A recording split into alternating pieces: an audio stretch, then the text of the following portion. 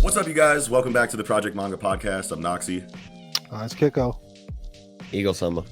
And we are back with Tangential tie-ins. And we were kind of on break last week. We didn't have a tie-in episode.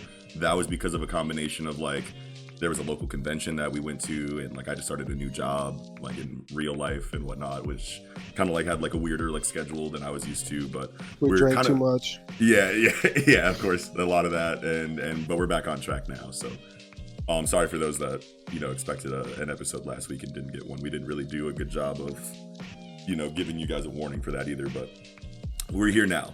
And the topic tonight, following the accidental trend of, alternating nostalgic and thought-provoking, conversation topics. We're going to be taking a look at some of our favorite stories and imagining, situations where significant plot points happen differently. Right, so we're going to be looking at what ifs, right? So this episode was inspired by a couple different things, really. My favorite episodes of Futurama are always the What If Machine episodes. If you're a fan of Futurama, also as a really big Marvel comic fan, there's an entire imprint dedicated to what if, or I guess it's not an imprint, but there's an entire series dedicated to, stories that ask the question of, what if things happen differently? You know what I mean? So, and if you guys wanted any recommendations on that, what if Charles Xavier became the Juggernaut instead of Cain Marko is a really good one. And what if the Phoenix lived is another really good one. So if you guys were curious on that. But yes, tangential tie-ins, the What If Saga. And before we go into that, I do want to remind you guys, Project Manga is going to be doing a giveaway here pretty soon. So Kiko, Eagle, and myself are going to be attending Daisho Con at the end of November, and we're going to be grabbing some merchandise from the vendors and doing a giveaway inside of our Discord community. So the links for Discord and all of our other online communities will be down in the description for you, as well as all the other ways that you can listen to our show on any other audio streaming platforms. So yes, the What If Saga. So we're going to be taking a look at, inside of anime and manga, what it would be like if certain things happened differently. What if, Emma and Ray hadn't escaped Gracefield House, the night that they did. What if Goku, never bumped his head. That's crazy too. That's actually one that I actually thought of, that Gracefield House one. Yeah, that would be super cool too. What if Goku never fell out of Gohan's basket and bumped his head? What if Dragon Ball Super was actually good? Things like that. So yeah, what we're going to be doing is, Kiko, Eagle, and myself is going to be imposing, a question or a scenario, inside of a story in regards to what would happen if this significant moment happened differently. And then we're going to be having a conversation about the implications of, what that change in the plot could mean. And we aren't going to be going super in depth on all of these. We really just want to have a fun conversation about it. We're not trying to rewrite the entire story here, because obviously some of these these significant plot moments that are being changed, obviously any kind of change to it would significantly change the rest of the story for some of them. So we haven't really thought about it that in depth. If we do have a conversation about one of these, topics, and we don't cover all of the implications that you think should be covered in our discussion, then feel free to leave a comment about other things that could potentially have come from that moment. So go ahead, Eagle. Eagle, you weren't here for the last time episode, so do you want to start it off? Yeah, man, I got a couple dingers. I thought I wanted to maybe start it off anyway. So yeah, I'm trying to decide out of the. I'll start it off with this one. What if? And we've talked about this before, I think even on the show briefly, but I think, what if Mirio had let Eri get shot and let her lose her quirk to finish the Yakuza's plan? I'll answer this. I mean, Mirio obviously, would be a bitch. That's what something obvious is that it would stop the Yakuza's plan right there. But I think, what kind of diverse effect do you think it would have as far as I think the biggest thing would be you made the point of like his own view of himself as a hero, but I think Deku's view of him, if he heard that that's what happened, I think it's changing a lot. And I mean, because I remember that we were actually talking about this topic in like one of our chats, and we were talking about like the implications that would have, you know, on a couple different things, right? And I mean, my main big point was that, like, why would he do that, you know, considering like what it means to be a hero, right? And if of course, obviously, if the situation had arisen where if Eri accidentally got shot instead of, you know, Mirio, and he didn't get to her in time or do what he did, then that's a completely different situation. But if he sat there and was just like, okay, you know, like, well, maybe we should just let her get shot, like because, weighed the scales basically, and was like, okay, well, she can get shot, lose her quirk, and that's gonna end their plan right here. Like if he went through that thought process and chose to let her get shot, right? You're saying, and I was basically just saying, you know, like that would be, you know, there would be a whole lot of Mirio hate, obviously, because we would have been hyping him up as like this hero, because the crazy thing about Mirio is that like he's such an amazing character through and through, and more than just like, you know, his design and like his personality and whatnot, but like the fact that Kohei actually wrote a character that made you think, why isn't this the main character, and like why are we rooting for Deco when this is obviously, you know, the best case scenario in regards to like inheritors of One for All. The fact that Mirio's character actually makes us doubt the main character that we've had for 124, 125 plus chapters was just like crazy writing on behalf of Kohei, right? And so like something like that where he sits there and goes, okay, you want to know what? I don't want to lose my quirk, and like Eri, you know, like doesn't even like her quirk, so like, you know, all she's known is a shitty life, you know, with these Yakuza guys anyway. Maybe we just let her lose her quirk, and then these Yakuza guys, you know, don't have a plot anymore. You know, like if something like that had happened, which is objectively the smartest option out of the bunch. But at the same time, everything about being a hero is, you know, like I feel like Mirio doing that, you know, you run into the issue of, you know, if you're going to lose everything anyway, because if that happens, then Mirio lost. Even if he didn't lose, like he still lost. In regards to like save everyone, a million people. Yeah, and if it's gonna be a lose anyway, you might as well. I thought of it as Eri dying, which, you know, that doesn't have to happen. Her getting shot just means she loses her quirk, so that kind of makes me think of it differently. Because I'm sitting here like, you can't just let this little girl die. Like what? No, she's not. Yeah. Just gets clapped in her dome, like.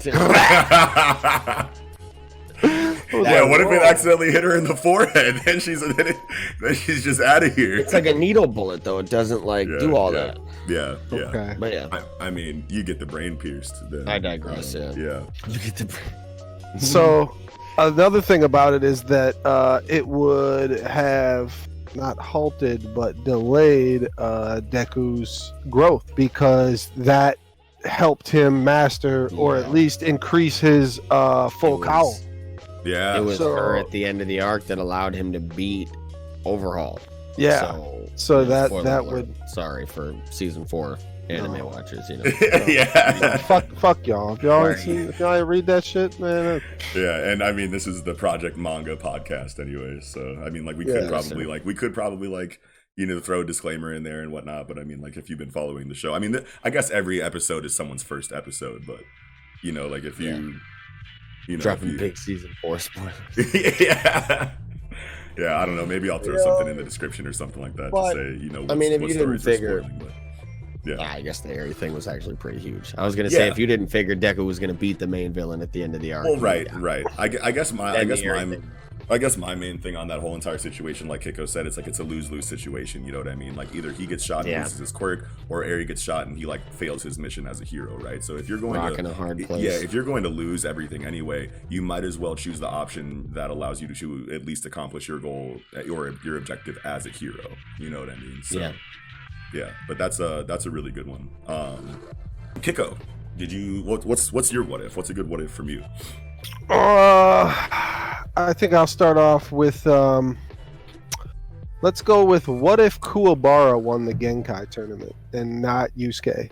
Oh. What What if Koenma, or not Koenma? Well, Koenma already wanted Kuwabara anyway. He doesn't like Yusuke, and he's cheering for Koenma to win the Genkai tournament. Like, yeah, Kuwabara, he's my man. I'm about to, kick this little fucking piece of shit out of here and give me a new fucking spirit detective. Yeah. But if Kuwabara worked Shorin eventually and then turned into Rando, and worked Rando, which you think he could have?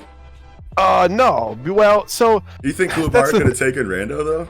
See, the thing about it is that Yusuke got lucky, and that's just how that went. It was with the fucking the chant to the reduction to make him small. Since Yusuke was swimming in the swamp or whatever, he had algae in his ears and he couldn't hear the chant. And if you if there's no target for the chant reverses to you, and that's why Rando got shrunk, and then Yusuke hits him with the fucking Macho Man flying elbow drop, or the people's elbow, whichever you prefer. I prefer the people's elbow personally, because you gotta take off. He hits the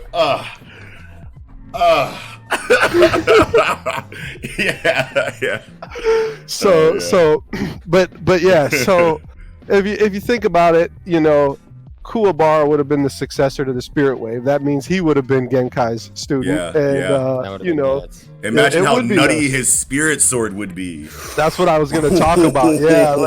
What does that even mean for a spirit sword? That'd be super sick. What would that mean for Yusuke's character? Yusuke would what would Yusuke's role be? I guess role would be Kuwabara. He'd just be rolling around and still doing the shit, and that's just so weird thinking of a situation where Kuwabara is just punking Yusuke now. No. I don't think Yusuke's really gotta get the pompadour up, and he's out of there now. No. I feel like he still wouldn't punk Yusuke. I feel like Yusuke would be closer to equals, where Kuwabara was never Yusuke's equal, right? Maybe early on in the story it might have felt like that, but after Yusuke has training with Genkai, from there on out, Kuwabara is never his equal at any time. Thinking too, Tagoro is working this man. Kuwabara? If he has a spirit wave, though, exactly. He has the spirit wave. Yeah, true. And also, if he had the spirit wave, he gets at the that orb. Point, he could have dimension cutting in the dark tournament. You know what I mean? So Tagoro's not living through that. Sorry. No. Yeah, you know what I mean? That fight might be 10 minutes long. And Kuwabara has the highest spirit awareness of everybody else. At least the four main characters has the highest spirit awareness, and that who knows what really could, because it's not as tactical as Hunter, I mean, it's nothing is really, but Jujutsu the fact Kaisen's that trying. But it's to think that he could have such a high level of spirit awareness where you can't really be tricked in a fight. He can really pretty much see through anything, sense anything, and if he had Chismo. I mean, hey, Kuwabara is a man's man, and that's through and through, thoroughbred. The pompadour.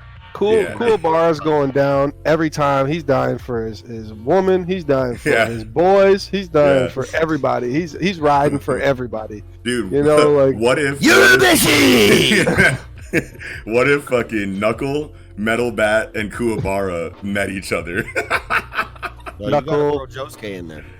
Yeah, and Josuke, There's a lot of pompadour fucking. The first owner of Incursio in Akame got Bulat. Bulat, that's his name. Good one. Good spot. Yeah, because I completely forgot. Yeah, but that's an incredible what if. Did you have anything else you wanted to say about it? Not really. I mean, it's hard to imagine. It really is. But definitely hard to imagine. But super cool question there though. Genkai tournament is just so good. I recently rewatched it, and that's why I came up with the question too. Because I'm like, man, this shit is just This is so good. There's so much good like dialogue in there, like when Yeah. fucking Musashi's beating Kuwabara's ass with the wooden fucking sword, and Yeah. it's like your sissy little punches do nothing to me, you know. Urameshi's been knocking me out for 10 years. And he's like, yeah, I can attest to that. I have punched him quite a few times. Hell yeah. I guess I mean I said it like randomly, but now that I like said it, I guess I kind of do want to kind of go into it. What if Goku never fell out of Gohan's basket and bumped his head? You know what I mean? Because Earth's gone. The Earth is obviously toast. Think about it though, right? Because like if that situation happens, then like Goku's not wildly. I mean, he is wildly powerful right out the gate, but I mean, like his feats at that point are like lifting Bulma's car over his head. You know what I mean? So it's like there's still room for someone else to come in, but then it begs the question, like, who's going to be the main character of the show? Because if Goku is evil, then obviously he's not going to be the main character of this series, right? So now it's like, who do we focus on? You know what I mean? Do we go Krillin, because Krillin was already with Roshi, right? No, they both join at the same time. Well, and Krillin kind of joins later, even. I mean, a little bit. Not really. Where did Krillin come from? Krillin. No, how it works is first Goku meets the turtle by himself, and then he saves the turtle from getting eaten by one of them big ass like bear bandit guys. Oh, right. Human. Yeah. And so since he saves him, he's like, hey, let me go get my master, and he'll reward you. And then that's when Roshi gives him the Nimbus Cloud. Yeah. And then time passes a little bit, and they got to go get Roshi to come back to Ox King's castle because it's on fire, and he's get to show the Kamehameha wave and blows Ox King's castle up. Yeah. And then Goku goes back to train. Then Goku goes back to train with Roshi, and Krillin just kind of like paddles up on a boat, like, I've been looking for you. I heard about you. I need you to be my teacher. And then Roshi's like, get the fuck out of here. Hell no, I don't even know who you are. And then he breaks out all the fucking porno mags and he said, yep, you're in, buddy. but Krillin was going to show up anyway, right? Yeah. So my point still kind of stands there. So but I mean, even if it wasn't Krillin, I mean, because I just want more bald-headed main characters in anime, because there's just not enough, and I'm sure that you support that also. But but at the same time, even if it wasn't Krillin, it probably would have been Tien, right? Because Tien works as a main character in the series too, because he's a prodigious talent, right? Mm-hmm. And wasn't he? Yeah. Well, Master Shen. He was with Shen and Tao. Well, Crane he's with School, Shen, and then through relation with Tao too, right? Yeah. So like if Goku never bumps his head and becomes a bumbling idiot that just loves people, you know what I mean, and forgets his objective, then like Tien is still strong as shit by the time you see him in the series, right? So like if that doesn't happen to Goku, does Goku ever train with Roshi? No, he so I mean, like he's going to continue to become strong just because he's a Saiyan, but he's not going to have that edge in regard to his training with Roshi and then subsequently Korin and subsequently you know what I mean, so Popo and Kami and all the whole shit. So I mean, like, I wouldn't say that Goku would be a one-off villain. Obviously he would be a main villain for whatever the main character is going to be, but like that would just be like a completely different story, you know what I mean? Like that is really good. And so now that I think about it even more, that the Saiyans underestimated the Earth because of the way that the Earthlings can control their power level. And so Goku being sent there to destroy the Earth, Goku would have got washed, actually, no matter what, because Roshi could have done it. Roshi would have handled his ass. Yeah. Well, so the thing is, and we don't ever really get the like full story on it, but Goku does kill Grandpa Gohan, which Gohan should have been able to wash his ass, but he probably tried to like save him, not just beat his ass into oblivion. So maybe he died that way, or maybe he just got, because they transform at the full moon, maybe he was sleeping and just got his ass stomped while he was asleep. I mean, I don't know, but Roshi could have did it. Shen or Tao could have did it. Kami or Popo could have did it. Like there's like a lot of people that could have came down and worked Goku at that level. When you beg that question, there's a litany of possibilities. Just like with any of these you know, like questions that we pose. But I feel like that one has like the biggest implications, right? Because that's the very beginning of an origin story, right? So when you change an origin story like that, it completely switches up the entire dynamic throughout the rest of the series. It's not like there's a whole bunch of history there and then like something 150 chapters later happens different. This is the origin, right? Yeah. But yeah, I didn't even think that wasn't even like one on like my list. Like that was one that I just like randomly you know, like just threw out there, and it ended up being a pretty cool conversation. Yeah, it is crazy too. Like Roshi is working Goku. He actually Goku's getting a hole in the chest. After all the training, all the training at the final tournament of Dragon Ball. Yeah, Roshi's still not the final because the final's against Piccolo. But I mean, also in at the same first time, tournament. Yeah, but at the same time, Roshi it's ties like, him after all that training. But and so if he never gets the training, Roshi's just working his ass. But if Goku was evil from the jump, then maybe we see high-level Saiyan strength come out sooner because of malice, right? Because emotion ties into that. And like thirst for battle and stuff. And the fact that he'll just try to fight anybody, and anybody he loses to who doesn't kill him, he automatically gets stronger with the Saiyan, like you know, the Saiyan whatever rules. The Saiyan rules. We're a warrior race, and that's why we stay young till we're 70 years old, and you know, all these fucking weird fucking stage. But I like it. Yeah, dude. For sure. Eagle, what's cracking? What's next? So my next one, I think, what if Leovis was in this current arc instead of no. Okay, so spoilers for Promised Neverland, obviously. So I mean, if you want to plug your ears. No. No, because Zazie could take Leovis. Yeah, I'm saying it right now. I got the striped T-shirt on, so you know it's Zazie hours all day. Anyway, I just wonder. I wonder what that fucking royal room conversation would be like if Leovis was there, because I mean, he just did not play. You know, not at all. Not even for a second. And he might have just worked Gillen right off the bat, and there wouldn't have been like a. So wait. So do you think that the Queen? Then we have to ask the question: Queen versus Leovis, Legra Valima versus Leovis. Oh, she's still washing Leovis. Okay, like, so then Zazie is beating the brakes off of Leovis. Well, Zazie needed help from Barbara and Cicero. They're still there, and they had the bitch drugged. Yeah. Oh yeah, but I mean, doesn't that all that still happen? I don't know. No, because that means Leovis wins in Goldie Pond. That means Leovis wins in Goldie Pond and meets. We'll just say he wasn't there. We'll just say he wasn't ever there. Yeah, that's what I meant. Like he's not. Okay, so he shows up there for the first time. Yeah. Okay. Yeah. The whole dynamic of those conversations. Yeah, the whole dynamic of those conversations goes way different. And there's never gonna be a point where fucking like soon as Gillen walks in with his boys, Leovis is activating on their ass. Yeah, he's at his neck instantly. Like, hold on, bro. Leovis did not play. Forgot. Yeah. Definitely the best demon. Who the fuck is this? But then wait, that means what? Oh no, because Bayon is probably the final boss of Goldie Pond then, and he's obviously getting washed then. Maybe Bayon's not there either, you know. But I guess that's not. If Bayon and Leovis are there, bro, they don't have a plan.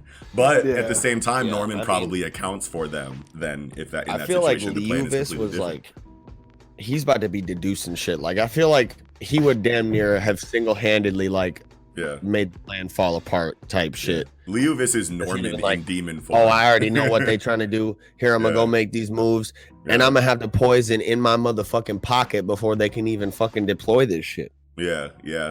Like, I already know what they're trying to do, because I'm that guy.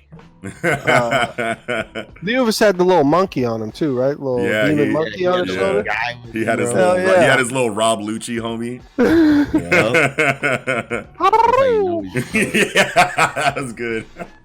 Yeah, man. Fucking I don't know, man. That's just a want that little crazy demon one, monkey. dude. It's right? just, I mean, it's not a lot of like huge. I just feel like this arc would be going a lot differently. Yeah, plenty implications on that. Yeah, for sure. Absolutely. That's an incredible one. But if it's Leuvis and the Queen versus like Zazie, Barbaro, Cicero, they're getting washed. They're getting words for sure. Yeah. Quick, fast, in a hurry. That's PDQ. low diff. Yeah, that's mid diff at best. Yeah. But I mean, like Zazie is a soldier fan. Zazie's out here. But who knows? So like funny. Who would have known? Who knows? Like what would have happened if it was just Zazie and Legler of Lima, though? You know what I'm saying? Because Zazie like didn't take. I mean, like I know she was drugged, and I know that they had Cicero and Barbara for support. But like, if it was just Zazie by himself and Zazie knew that, how much better of a fighter is he going to be? You know what I mean? He might have been less like aggressive, maybe more cautious. Because I was gonna say there was a couple times where she was actually about to get his ass, and they like did some like Vanessa type shit where blood yoinking his ass. Yeah, for sure. But yeah, you're right. He might be a little more careful if it was just him and he knew that. But then at the same time, he a stupid motherfucker. Yeah. So.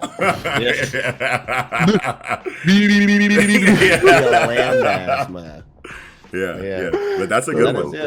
Yeah, I like that. I liked it too. Kiko, you're up. Well, you were already kind of onto my theme for my second one. But what if Master Roshi could not blow the moon up in the first one, and we just didn't get to all this ridiculous broken shit to begin with, and the story progressed in a more fucking sane manner, and it was more grounded.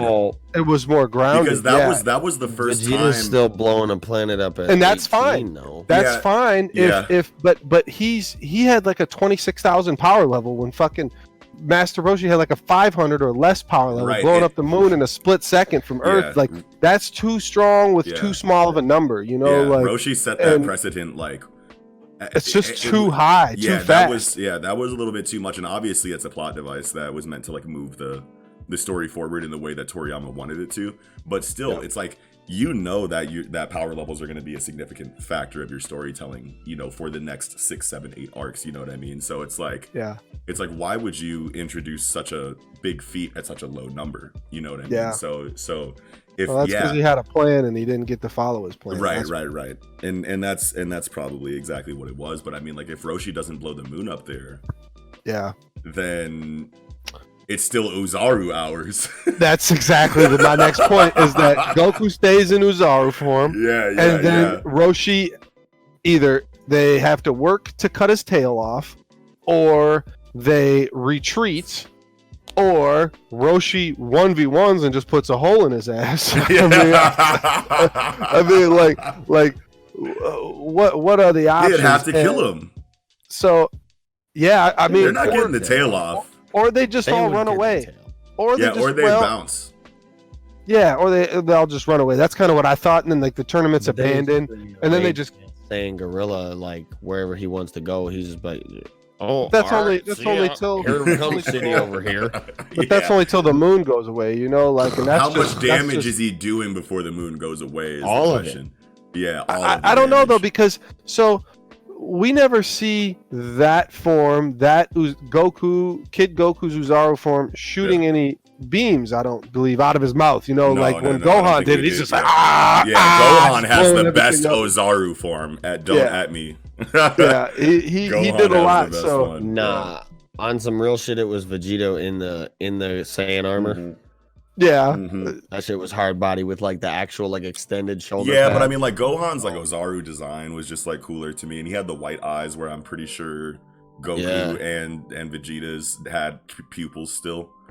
It was just I mean I just like the armored gorillas as opposed to like the naked ones. So I just thought the ones in the armor were looking pretty hard body. Yeah, for sure. And it was good for continuity that all Saiyan armor will stretch to any size, because like on Namek, if you're gonna be growing a big ass gorillas and busting out of your fucking armor, and now you ain't a gorilla no more and your dick is just hanging there. that is what happened though to Goku and to Gohan. They were butt ass after they fucking came out of his clothes. They came out of the butt ass at the end. I mean, that probably set the precedent for paramecia, devil fruits always like stretching to form, when you transform. Because look at that reminds me, Dragon Ball dick is the funniest thing on the planet. It's like the big ball circle and then the tiny big fucking oval. Yeah. And we get that in Shin-Chan too. Yeah. I mean that's like you get a loop in the third too. Like you get that, like that was just in everything. On the third. Can't wait for that fucking CGI movie. Yeah, fucking But CGI. that's a really good one. Did you have anything else you wanted to say about it? Let me see. We'll just say that Roshi's Kamehameha is. This is what I had. So I had that if that happens and I have to repower scale everybody, I would say that Roshi's Kamehameha. I mean, not everybody, but Roshi's Kamehameha is just like mountain level. Yeah. And then Frieza being the only planetary level destroyer would make a lot of sense and have him actually be the end character. But no, because we would still get Vegeta and Arlia though. Yeah, we'd get him, but we'll just wash that and say that's not true. You know, just say that's not possible. And we'll just say that he he hits it with a beam, but it wipes the planet and not totally obliterates it. You know, and that's just fine. I don't even remember if it was ever established that there's like a different difficulty level as far as like is a planet just a planet is a planet is a planet type shit. You can like if you can blow up one planet, you can blow up every planet. I mean, if you can blow up the moon, you can blow up a planet because even if you don't completely obliterate a planet, if you're doing level damage to a planet, no one's living on that shit. A small chunk of the planet. I would think it'd take a lot less to blow up the moon as opposed to because the moon's a lot smaller than any other planet, at least in our solar system. And think about trying to blow up Jupiter versus Pluto. Jupiter is fucking 80 billion times bigger. But I mean, you do enough damage. You do enough damage, and could you even blow up Jupiter? Probably, because it still has like if you hit it right directly on the core, it still has like a small core. But I mean, but my point is that like if you do enough damage to a planet, like it's gonna become unlivable, right? Or so I mean, like even if you don't completely evaporate it, like if you're doing moon level damage to any planet, like you might as well say that it's dead. You know what I mean? So yeah. But I just wish that. I mean, because that's the thing. That's the problem with all these fucking Goku versus anybody talk. Really, Dragon Ball character versus anybody talk is that you can use whatever logic you want to use and say that okay, they were in Buu Saga punching each other in their face or whatever, and with those punches, like there's almost no like there might be a little bit of like environment destruction just off the force of the punch, but like if you think about a 500 power level blowing up the moon in a second, and then whatever the power levels in Buu Saga, we don't even have numbers invented for that shit yet, because it's like that'd be so like exponentially high at that point. And I think the argument for that, like the justification for that I've seen is like the whole like DC versus AP thing. So you have destructive capability, I think is what it stands for, and then you have ability power, or you have ability potential. I don't know exactly. Same league. Yeah, you know what I mean. And I don't remember them ever actually like going into the differences between those things in the actual lore of the story. So I'm pretty sure that's like,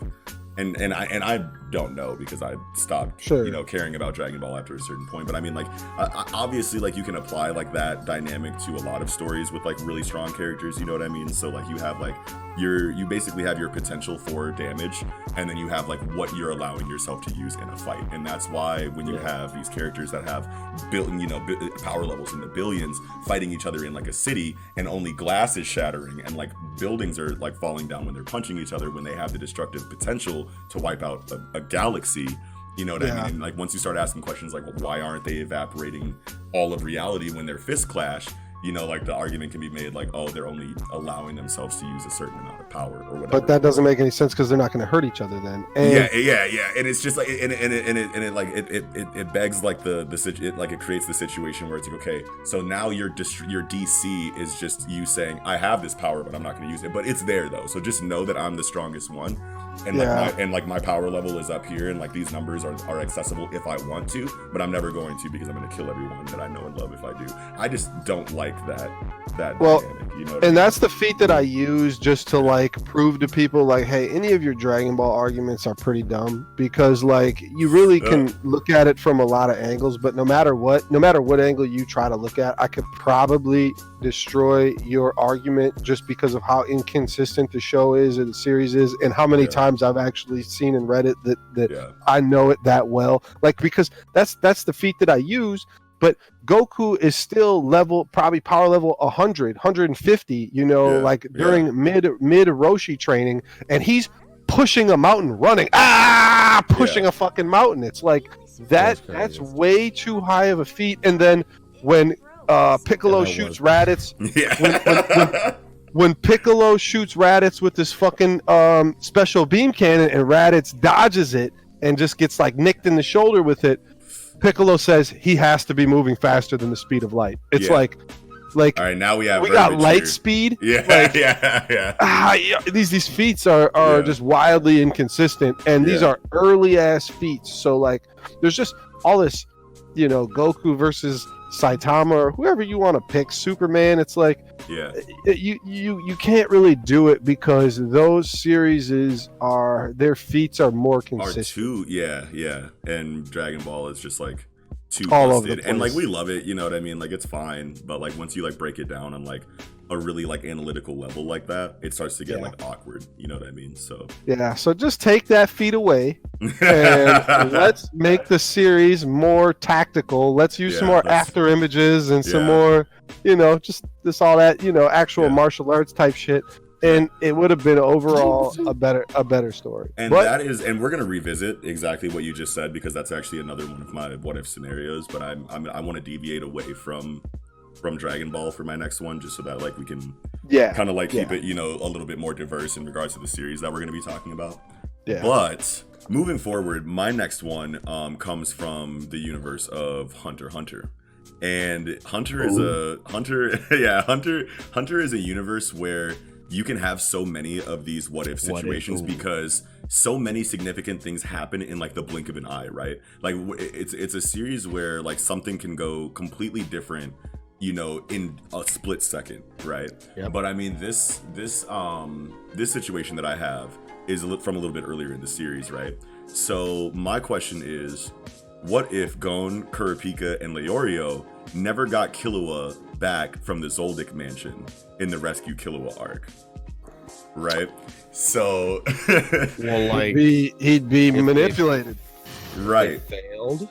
Like if like I mean you could do it at any, but like it's whatever. You can do it at a couple different moments, right? So like I mean like you could say like he never gets past Canary. They never get the gate open. You could say that they never get the gate open. You could say that they never win the game against Goto. You could say that one dog thing eats him. Yeah, Mike. Miku.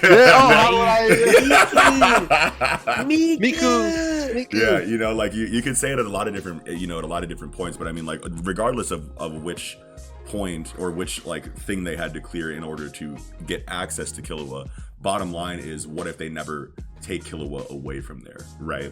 And once I started asking this question, I started thinking about, okay, like what happened in the later arcs while Killua was with them, right? So that means that Gon, I think that has a profound effect on Gon and his character. Right. I think that damn near like breaks him.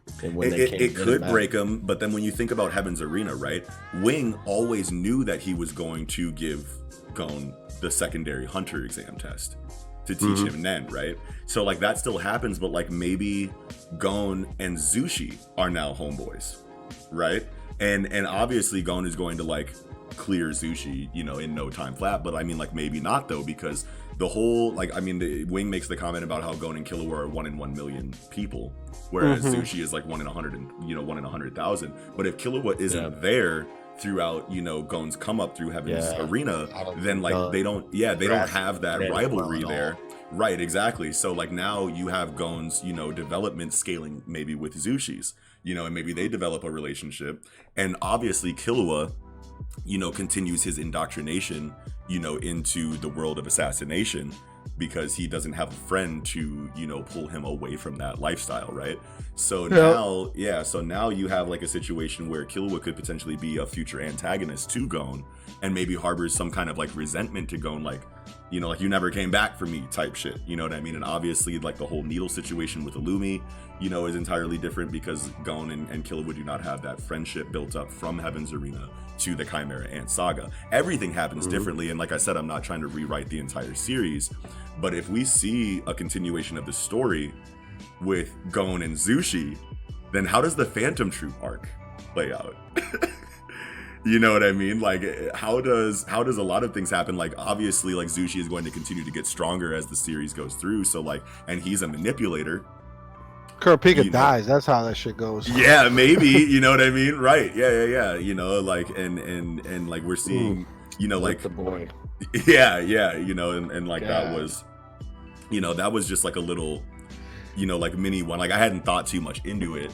But like that was like a little like mini question that I had there, like kind of like, you know, maybe like a lightning round question that I wanted something I would be really happy about would happen, and that's Killua would kill Miluki's bitch ass. I hate Miluki. His ass needs to get away from. I love Miluki. Man, his fucking dirty, fucking grubby fingers eating fucking chips on the keyboard all day. Like, you know, he's a worm. He's a worm, but his Nen is cool, right? And like his character is cool just because he's like the tech geek that like. You know, puts his Nen into like technology, you know, to manipulate a litany of different, you know, things. Yeah, you know what I mean. Like send a mosquito after you. You know what I'm saying? So, you know, to be a fly. You need to take his ass to the treadmill. Like I'm tired of it. But I mean, like if he's still an efficient killer, which obviously he is, then like he doesn't need to be like if he can kill you from the crib. Then obviously that's best case scenario in regards to assassination. Like if you don't even have to be there, like it's not as honorable. Does he even kill you? Does he just steal your identity and run credit cards up on you?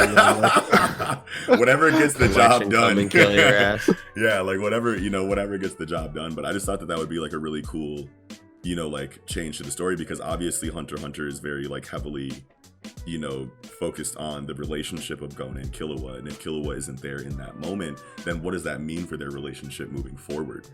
You know what I mean? Because obviously Killua and Gon are going to meet again after that. In what circumstance?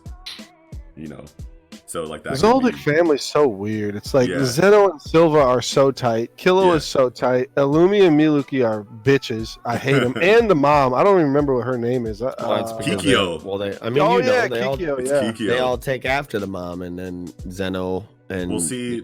Transmuter Killua are all the white the white-haired white-haired Zoldicks are transmuters, and the dark-haired Zoldicks are all manipulators, right? And if you look at Hisoka's like personality test, but Kaluto doesn't act like them. Kaluto's like kind of indifferent almost, and like doesn't have like a strong personality. She's Kaluto was the one in the Phantom Troop, right? Yeah, but Kaluto has a strong personality in regards to her jealousy of Killua and Nanika's relationship. You know what I mean? So like a lot of like people theorize that the reason why Kaluto, you know, dresses the way that he does, you know, or in whatnot in a way that implies that he's female is because Nanika, you know, is a male that like identifies as a female, and like that is something that Killua only acknowledges. You know what I mean? So like Killua calls Nanika a girl even though it's a boy. You know what I mean? And like, and everyone else either refers to her as a boy or an it. You know what I mean? So like, slash Nanika. Yeah, Aluka slash Nanika, right? So because of Killua's like relationship with Aluka, a lot of people, I think I saw it on Alexander's channel. I think he went in depth on that, and I've heard other people talk about it online too in regards to like their relationship. I think like Kaluto still harbors resentment towards Killua and Aluka, just like Illumi and Miluki does, but just in like a different way. You know what I mean? Yeah. So, but anyway, I digress. Yeah, that was just like a little. I talked about it a little bit longer than I wanted to, so I'm gonna let Eagle go ahead and take the helm on another one. That was a good one. I like it. I think I might lightning round a couple off before I get my last one. Yeah. Throw some little ones out there. But a couple of these are really just like bangers that I really want to. But here, I'm gonna lightning round a couple. Yeah. What if Garp had said "fuck it" at Marineford? Hey!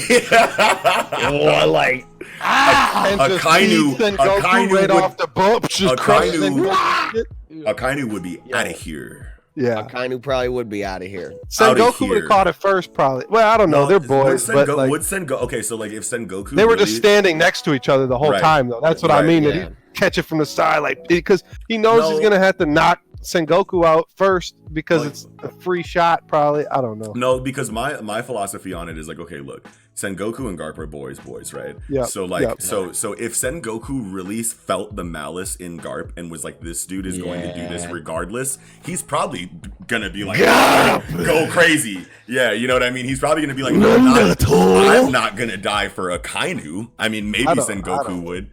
But I mean, like, if Garp really was about that action like that in that moment, I feel like Sengoku kind of would have sidestepped his ass and let him go crazy. You know what I mean? I don't think Garp would have actually attacked Sengoku. I mean, maybe you never know what someone's gonna do in a blind rage, right? But the Navy / Marines would be just done if that happened. Like they would have really threw that shit into chaos. Like that shit would be crazy. That would be crazy. Yeah, Garp that's would a have good turned one. the war upside down, man. Yeah, that's a good one. Another Maybe Shanks doesn't even need to show up. Another quick one. Yeah, go ahead.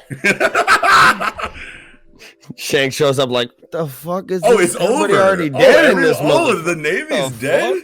All right, JK, see you guys later. All right, red hair pirates rise. We taking this shit over. What if Usopp had beaten Luffy? Then I'll quit that shit. Zoro leaves the crew. Zoro leaves the crew for sure in that situation. That's a really good one, actually. Because then Zoro just becomes captain, and Zoro and Zoro, maybe. Then Zoro's just like, all right, what's up, Usopp? Try that again right now with no prep time. Try it again. He watching everybody. Yeah. Wow, that's really cool. He had no chance beating anybody, really. He knew it himself. He was just standing on false principles, but he really came through with the prep time and did some proper shit. That shit was hard. I'm like, Usopp? But I mean, like, how would he beat Luffy though? You know what I mean? Because now we're talking about now we're talking about tactics that he didn't have up his sleeve that we would just be making up, right? Because he tried to use the dials. He distracted him with the ketchup. You know, like he did, all he'd have to land those shuriken fucking stars on him. Yeah, but he doesn't have that back then, does he? This is before. No, he was spamming the shuriken. This is before Kabuto, wasn't it? Yeah, but that doesn't matter. He was still spamming the shuriken fucking spread. He had those shuriken spreads. Oh, yeah. But he definitely have to hit him with a piercing technique. And, for sure. Because Firebird, even if he has he doesn't have Firebird, but any Kayamboshi, like any of that shit, like none of that shit's even really. That's it. All of those.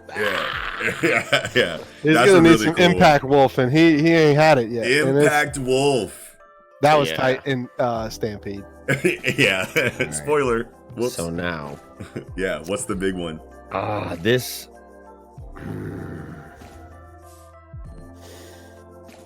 This one, I low-key wanted. This one is gonna be more. I feel like you guys are gonna like that one more. So I'm gonna say this one first. What if Asta had not been able to reverse the reincarnation? What?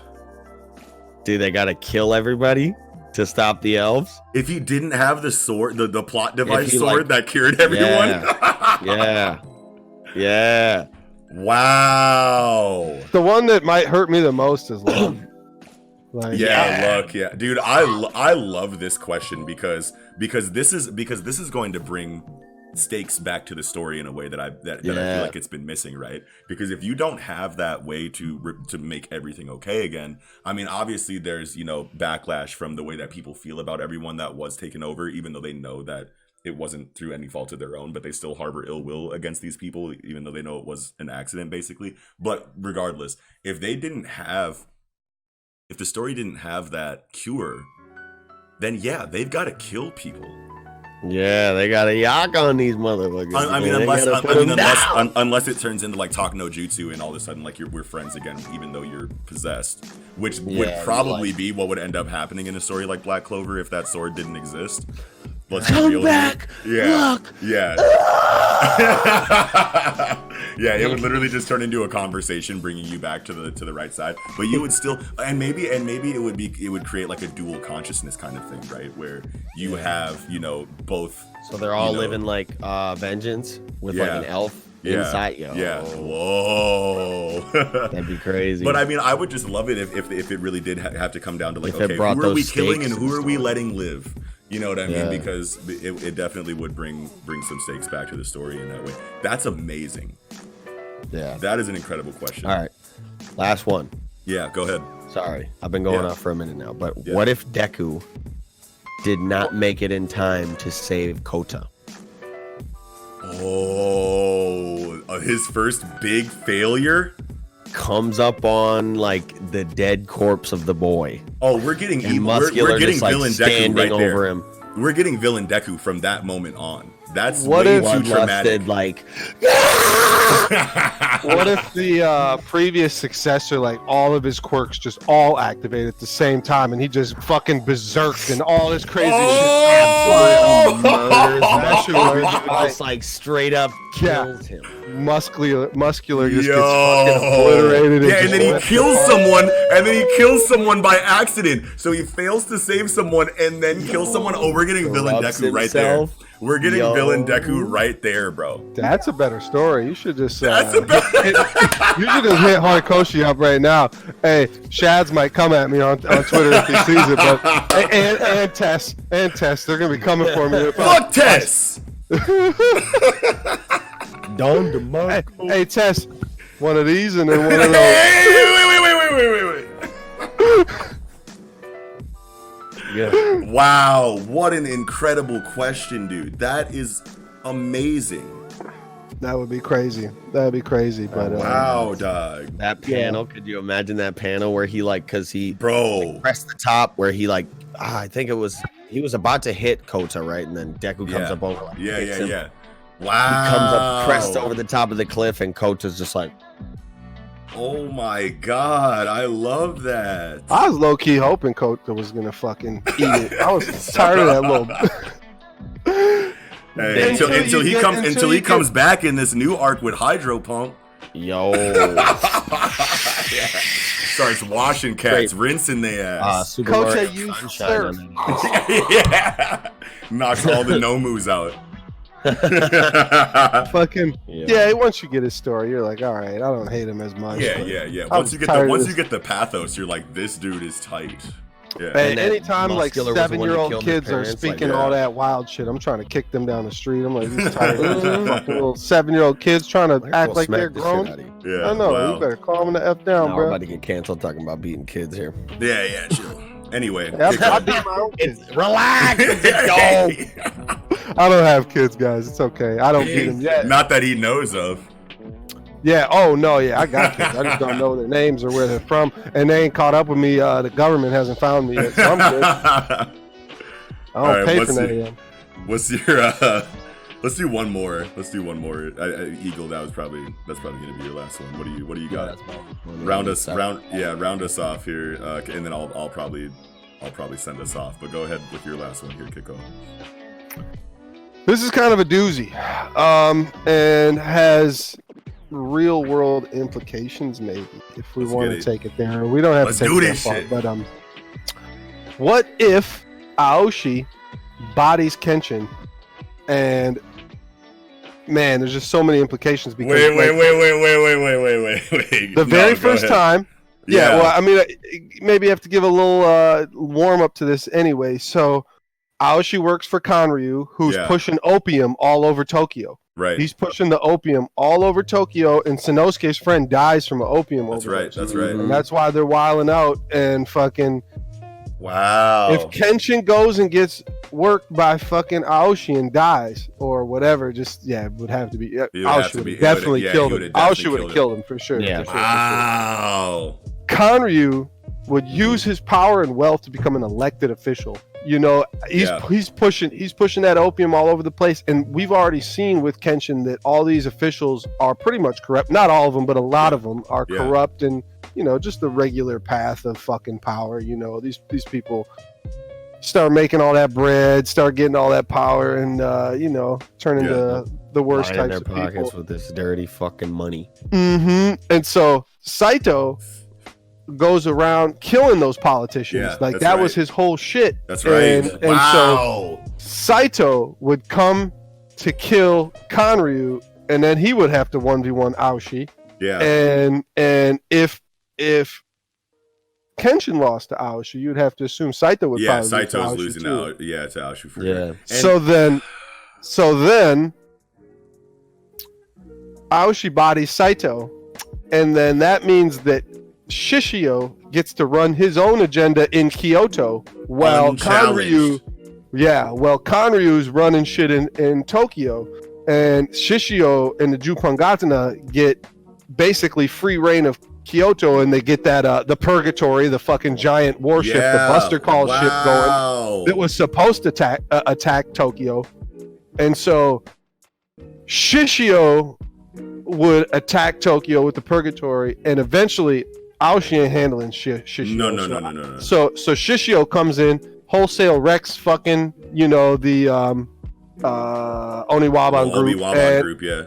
Yep. And he takes Tokyo over, which is a spiral effect of how, because Japan was at war with northern China at some point, Manchuria, and that's so the Nanking shit, right? Yeah. Oh, that is the Nanking. I'm pretty sure with the kid, the little kid king. You're talking about the little. No. You go ahead. My bad. Nanking is like way later. I'm pretty sure. Yeah. Okay. But so Shishio takes over Japan completely and would become a dictator. That trickle down is crazy to think about. Yeah. And he would become a dictator of and this would be a fucking dictatorship, but ruled by Darwinism, basically survival of the fittest. So what is malevolent? So like what happened? Right? Who does anything about that? That goes unchallenged. The world would have to get involved, but the thing about it is America. Fuck yeah! Exactly right. To save the motherfucking day. Yeah. You're right, because I mean Japan already and so now we're getting into like the real world implications, because Japan allies with like Germany, the Axis powers, and Italy and stuff, and Hitler and all that shit, and like Hitler got Shishio on deck,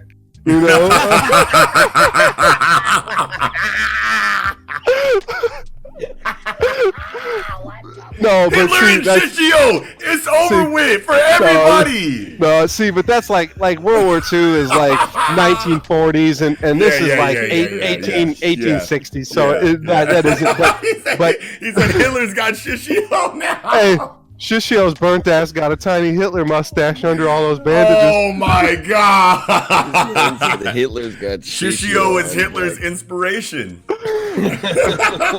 Oh man! So.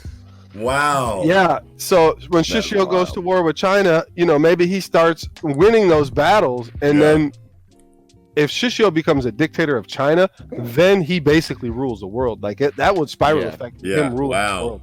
And so Shishio though was always going to die of his injuries. He was always going to die, no matter what, of his burns. He was always going to, whether Kenshin, wrecked him or not. He was going to die of those burns in the near future. Yeah. So then we got Sojiro. Sojiro's running shit, disappearing on their ass. Murdering officials without even being seen and shit. Sojiro is so fucking cold, man. Sojiro's my favorite character in the whole shit. He might be my favorite character too. Just the way he tapped his fucking sandal every time to tighten his shit up before he just disappeared on this shit. Kind of like when you hit the pumps on your Nikes. Oh, hey, those are Reeboks, but yes. Oh yeah, Reeboks. Whatever. That's it. Oh man, that reminds me of fucking Robin Hood Men in Tights, Dave Chappelle. Time out, bad guys. I'm running out of air. Let me pump my shit up. Dave Chappelle's first start. Shout out to Chappelle. Hey, without Robin Hood Men in Tights, we ain't got the Chappelle Show, and we ain't got all this shit. So but that I really wanted to use Kenshin because Kenshin's a really good one, dude. That's big implications. Yeah, historical. You can use that in a real, non-fictional situation where. Yeah. Obviously the story is fiction, but there's so much non-fiction and fiction mixed in that story because the Shinsengumi was a real fucking thing. Like the revolution that they fought in the Meiji era was all like that. All that shit's a real thing. And like the Shimabara rebellion where they were persecuting against fucking Christians and killing all the Japanese Christians. That's after Shishio, but there's all that historical, nonfiction, and fiction mixed together, and so like that's why I really wanted to use a story like that, because Yeah, dude, that's really good. there isn't too many stories I could do that with, because I ain't like super familiar with like Gintama or Kingdom. Kingdom. Isn't Kingdom Chinese? Kingdom is Chinese. Kingdom is like Dynasty Warriors Dynasty manga. Warriors. Yeah, there's a lot of Dynasty Warriors. I'm pretty you got sure, Guan Yu in that bitch. Is Guan Yu in Kingdom? In the bitch. Yeah. I bet Guan Yu is in. Like, I'm pretty sure Cao he is. Cao, Liu Bei, like a lot of the great like tactician generals. From When I finish Radiant, I'm doing a Kingdom read through. I think we all got to read Kingdom. Like, Wow. Well, I mean, based on the poll, I'm reading Tokyo. Yeah, how was that? Solo Leveling and then Kingdom. You have Tokyo Revengers first. It wasn't close. It was like fucking 70%. It was like gang in this bitch. Tokyo Revengers. No. Gang in this bitch. It's Toman hours, fam. On Solo Leveling, or 20% on Solo Leveling. Toman in this bitch. Tokyo M.A.N.G.A. Let's go. Let's go. Fuck yeah. Hell yeah. That was an incredible one, Kiko. I'm really happy about that choice, because like that's like shit that like I wouldn't even hope. That was think some of. deep. That was incredible. Running roots of implication from. That's what happens when you guys get a little older. Get old as fucking bald and shit. You got all this space in your head. You got all this space in your. You got some extra room up here. Like I don't got nothing to do with hair. Your head is big as fuck. I'm bald. Yeah. Oh! I headbutt the fuck out of y'all. Hell no. Okay. Okay. Let's round this off. That was great. The last ones that I had here that I wanted to talk about. So like I'll have like a little like quick one that I want to like bring up, because like we kind of like brought it up a little bit earlier in the episode, and then like I'll have like my last one that I'll like send us off with, right? So going back to Dragon Ball, right? So like when we were talking about, I don't remember on what like previous episode it was, but we had a conversation about like what it would be like if the storytelling of Dragon Ball had continued in a way to where like the tournament of power, instead of being centered around like further transformations of Goku and Vegeta, and like going from like blue to rose to God to Ultra Instinct or whatever it was, whatever that was, since Zeno has multiversal or omniversal abilities that allow him to do pretty much anything that he wants, matter and reality warping on whatever scale that is. I thought it would be really cool if the story continued in a way, and maybe not even like because of Zeno, but I couldn't think of anyone else that would be able to do it. But if there was a tournament, preceding the Buu saga that, had stripped, the fighters of their key energy in a way that didn't allow for Super Saiyan transformations, didn't allow for energy attacks, didn't allow for anything of the like. And I think that would be a really cool advancement of the story, because it would bring it back to original Dragon Ball roots, right? So like, and it would pay homage to the beginning of the story that started everything, right? So when we were talking about it in the previous episode, Eagle was making a comment about how Jiren would just wash everybody because he's that bad or whatever. But obviously scale him down a lot. But like at the same time, you don't even have to use Jiren. Like whoever's writing it, would just create a new character, that's fitting for that arc. You know what I mean? Like the Jiren is there because of the way that the story is allowing itself to be, with the continuation of like key progression and transformations. But like if you grounded it down and dialed it down to a tournament of martial arts, then now you could have a character that's brought in that's prodigious in hand-to-hand fighting, that never really got his chance to shine because everyone is using ridiculous ki in the universe or whatever. So you have like this prodigious, like maybe not General Tao, but like just like some kind of crazy martial artist that like once hit shot, right? And like that's the main antagonist, because he's super cold-blooded, on the hand-to-hand level, but obviously isn't relevant if you're turning into gods. You know what I mean? So now here's a tournament that allows, side characters that have been forgotten about in the series to have relevance again, because Goku can come back to Earth and be like, all right, look, you guys, something really fun's about to happen here. There's a tournament, and everyone's going to basically be on an even playing field except for their technical martial arts prowess. So train up, Tien, Yamcha, Krillin, you come out of retirement, practice your martial arts for the next 6 months to a year, 2 years, however long it is, and we're going to meet up, and I'm not even going to be able to go Super Saiyan. So like this is going to be really fun, right? You know what I mean? And now Goku goes to Gohan like, hey, you know, like, let's bring you back into relevance. And now we have Goku and Gohan training together. Get the fuck out of them books, bitch. Yeah. You know what I mean? Like, it just brings like such a really cool nostalgic like dynamic back to the story, right? Because now, you know, they all show up and it's the same feeling as like the first like Tenkaichi Budokai tournament in Dragon Ball. You know, where everyone like walks out in their suits or something like that. I mean, you know, like you could do a lot of things with that. You know what I mean? And just bring everyone back down. And then maybe the winner of that tournament, you know, gets some kind of crazy wish. And maybe that wish, you know, maybe Goku and them don't win. And maybe this martial artist wins. And his wish is no more Dragon Balls. You know what I mean? Or something like that, right? And then Zeno wipes Dragon Balls out of reality. And then the final boss of the actual whole story comes and is an actual like galactic threat, similar to a Boo or similar to a Cell, that actually wants to destroy the planet. And now if you die fighting this guy, you're dead for good. You know what I mean? And now, you know, like maybe Goku dies fighting him, and then Gohan, you know, is like finally like in how he should have been, you know, the replacement for Goku and like the main like last final hero of the story, and he eventually takes him out in a similar way that he took out Cell with like Goku's, you know, will behind him and whatnot. And that would just be like a way better, because how else is the story going to end? You know what I mean? Yeah. Like, yeah. So you know, so maybe like this like actual technical martial arts tournament like spawns this trickle down or this butterfly effect or whatever you want to call it, that leads towards the actual organic ending of the series that no one can think of, you know, because it's like Goku's just gonna keep transforming for the rest of time, you know what I mean? Like, unless and anyone who dies is just gonna be brought back. So it's like now we have stakes back in the story. You know, and now I just think it would be a really cool way to advance the plot. Obviously, I'm not rewriting Dragon Ball, and I'm not, you know, on that level, but I just think that would be a really cool dynamic to, at the very least, have that tournament of martial artists, you know. That's why I really liked what they did in GT with the Dragon Balls, where like the negative energy builds up in them as you continue to wish for like all the selfish shit that you wish for, and then it spawns those fucking, you know, those evil beings, the dragon. Yeah, I like that a lot. Yeah, but GT that was fire, man. Yeah, GT was cool. I mean, yeah, but yeah, that was my last three sagas were fire. The first like 2 or 3 weren't good. Yeah. But yeah, that was like my little Dragon Ball pick that I wanted to like. That was like when you were fucking like whatever the fuck. Not was it Pilaf, Emperor Pilaf? No. Yep. Pilaf. Yeah, Pilaf wishes Goku to be back to be a kid. Yeah. And then you get like the setup to where like Trunks, Pan, they're all heading out.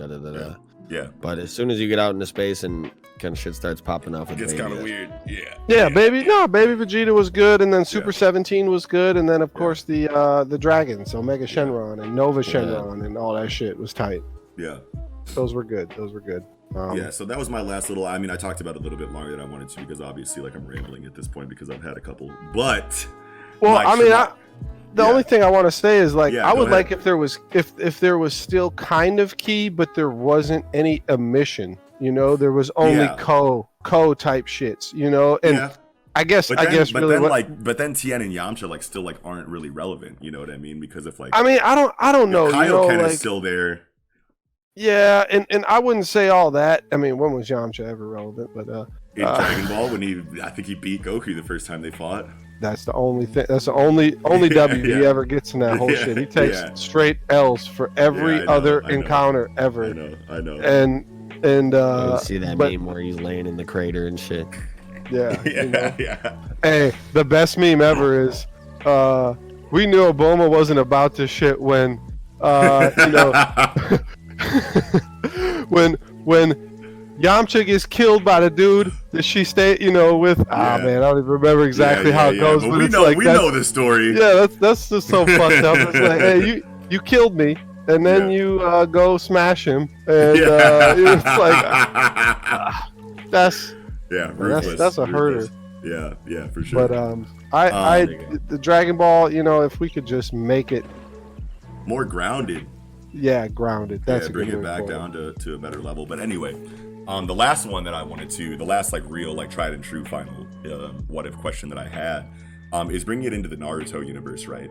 Because like when you like go through Naruto like the first time, Naruto's origin is very interesting because he has this demon inside of him that the entire village knows about, but like is keeping a secret from him, right? And like you have a nuclear bomb inside of you, and it always like was weird to me that like they were shunning and and ridiculing this person with no family who is kind of a loner, and it always like once you find out everything about it, it's like, okay, well, this could obviously have gone a couple different ways, you know what I mean? So I guess my question is, what if Naruto's origin was him being feared and worshipped instead of shunned and outcasted, right?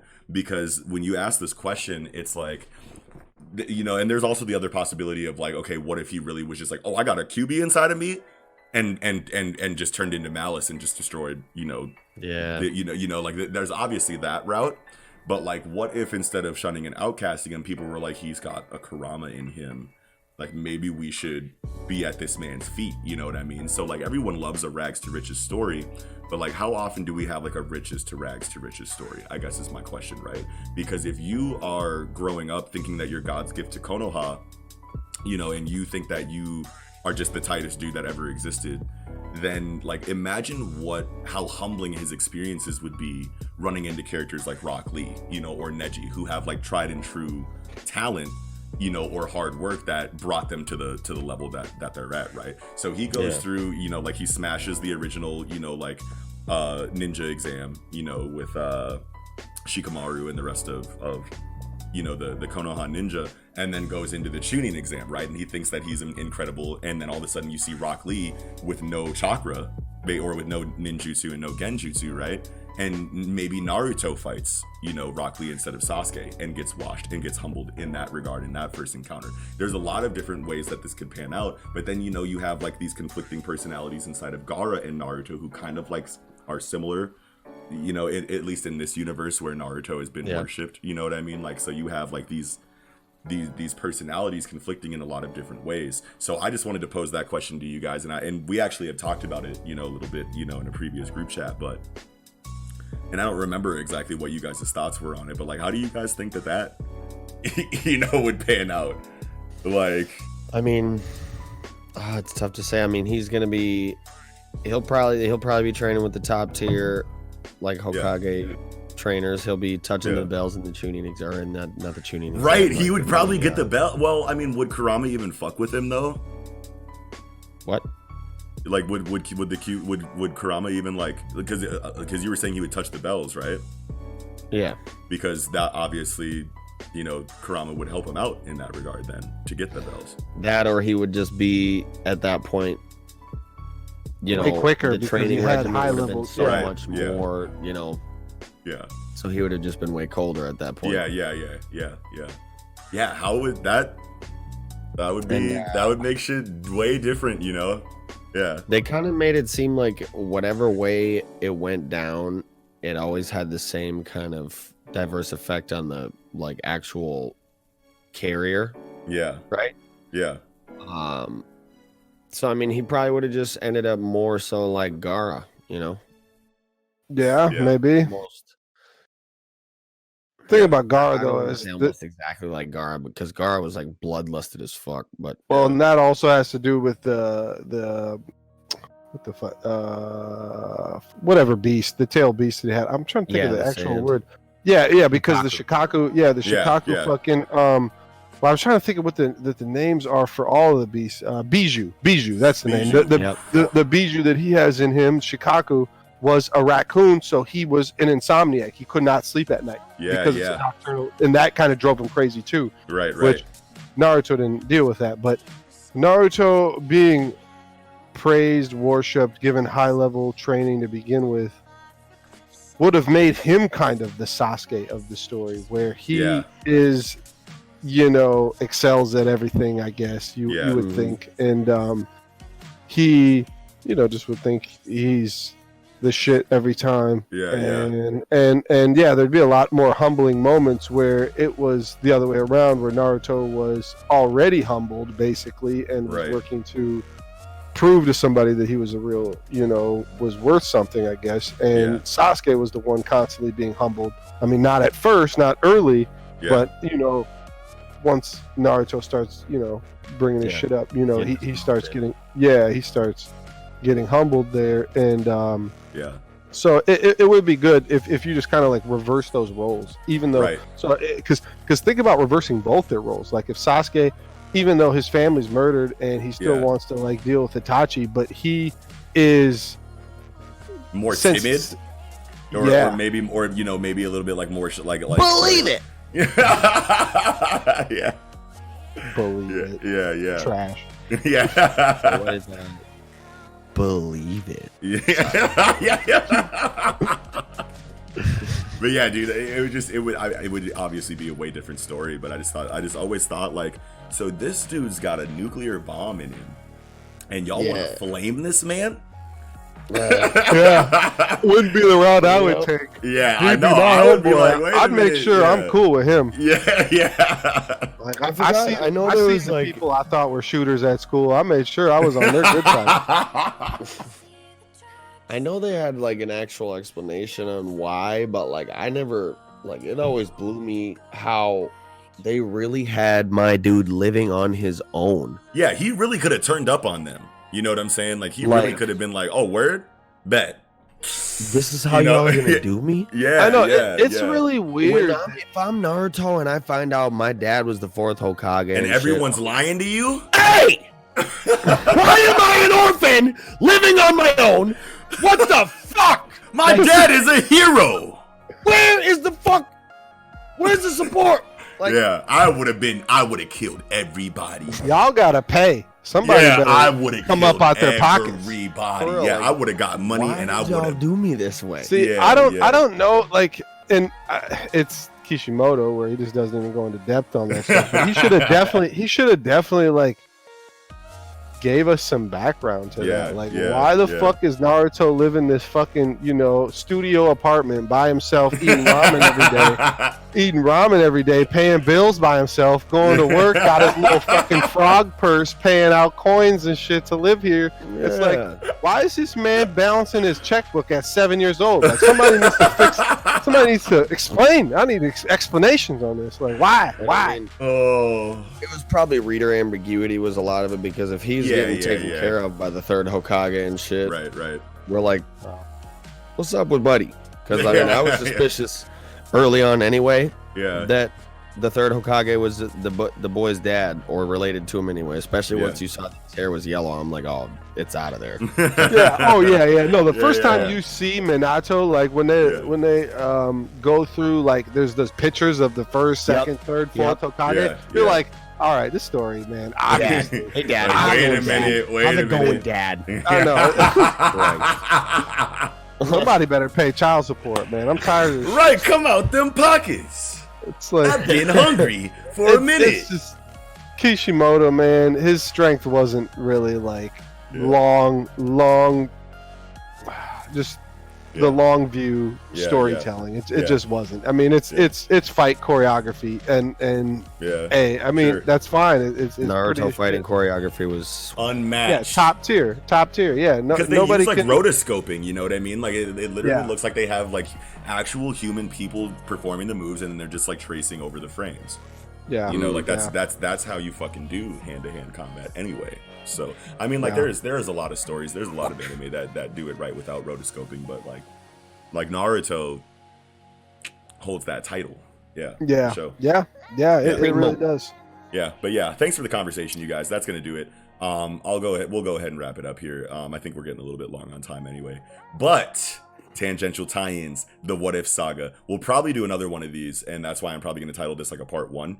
But thanks for joining us if you did. Yeah, when you said Saga, I'm like thinking I mean, obviously we could easily there's gonna be another. Yeah, obviously we could do a couple of these, as many of these as and for all the tie-in episodes, like there could be a continuation of them, and we're coming back to classic anime anyway in a couple months. So anyway, but yes, thank you for joining us. Smash that like button if you enjoyed the video. Smash that subscribe button if you're new to the Project Manga podcast. And you can hit the bell icon next to subscribe, and we'll chirp y'all when the new episode is live online, either on YouTube, Spotify, Apple Podcasts, Google Podcasts, whatever. We got links for that down in the description, along with our Discord, which we're, keep in mind, doing a giveaway here in the next month or so.